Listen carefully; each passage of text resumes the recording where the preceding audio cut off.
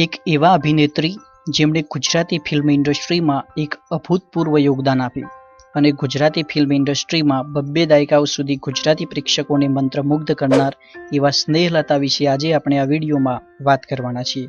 તો દોસ્તો, કહાનીની શરૂઆત થાય છે મુંબઈ શહેરથી, જ્યાં મરાઠી પરિવારમાં તેમનો જન્મ થયો। મધ્યમ વર્ગીય પરિવારમાં જન્મેલા સ્નેહલતાના પિતા મરાઠી રંગભૂમિના ચાહક હોવાથી સ્નેહલતાને બાળપણથી જ અભિનય ક્ષેત્રે કારકિર્દી બનાવવાની પ્રેરણા પોતાના પિતાજી જોડેથી મળી। સ્નેહલતાએ અભિનય ક્ષેત્રે કારકિર્દીની શરૂઆત મરાઠી ફિલ્મોથી કરી હતી।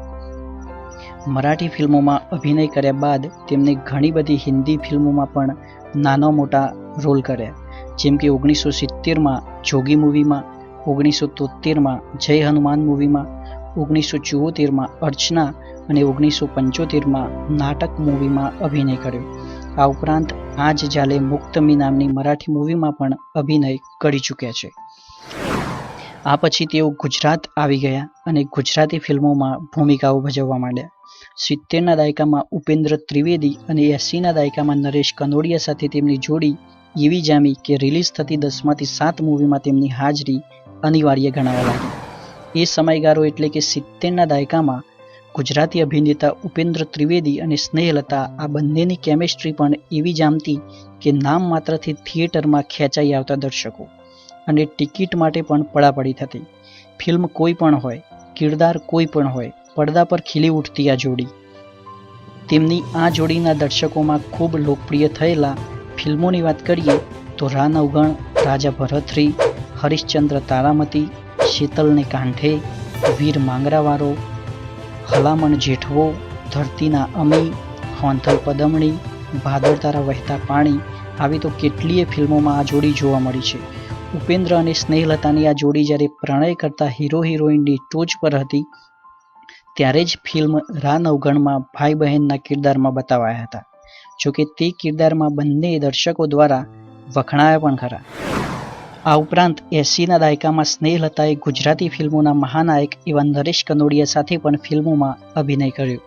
આ જોડીની દર્શકોમાં ખૂબ પ્રચલિત થયેલી ફિલ્મોની વાત કરીએ તો ઢોલા મારું, ઢોલી, મારે ટોડલે બેઠો મોર, મોતી વીરાના ચોકમાં, હિરણને કાંઠે વગેરે મૂવીમાં નરેશ કનોડિયા સાથે અભિનય કર્યો। ઉપરાંત સ્નેહલતાની ગુજરાતીમાં બીજી પ્રચલિત ફિલ્મોની વાત કરીએ તો સોન કંસારી, ગરવો ગરાસિયો, હોથલ પદમણી, ઉજરી મેરામણ, મેરુ માલણ જેવી ફિલ્મોમાં યાદગાર અભિનય આપ્યો હતો। આગળ જતાં તેમણે અભિનય ક્ષેત્રમાં નિવૃત્તિ લઈ લીધી। આજે તેઓ કોઈ પણ ક્ષેત્રે અભિનય કરતા નથી। સ્નેહલતાની વર્તમાન જિંદગીની વાત કરીએ તો તેઓ મુંબઈમાં પેડર રોડ ખાતે પોતાના નિવાસ સ્થાને રહે છે અને છેલ્લા 17 વર્ષોથી ફિલ્મોની ઝાકમઝાળથી દૂર રહે છે અને જાહેરમાં આવવાનું ભાગ્યે જ પસંદ કરે છે। સ્નેહલતા તેમના પરિવારને પર પ્રસિદ્ધિથી દૂર રાખે છે। તેમની એક દીકરી છે જે ડૉક્ટર છે। ઘણા ઓછા લોકોને ખબર હશે કે હિન્દી ફિલ્મોમાં નાનકડી ભૂમિકાઓ ભજવી ચૂકેલા સ્નેહલતાએ ખામોશી ફિલ્મમાં ગુલજારે લખેલા કર્ણપ્રિય ગીત હમને દેખીએ હી આંખો કી મહેકતી ખુશ્બુ નામનું ગીત પડદા પર ગાયું હતું।